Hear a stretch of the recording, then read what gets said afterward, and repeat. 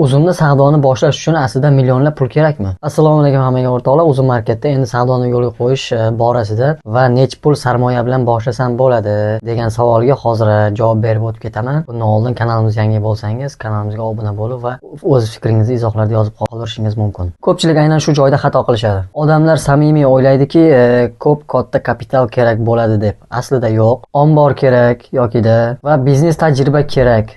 Aslida esa start juda oddiy.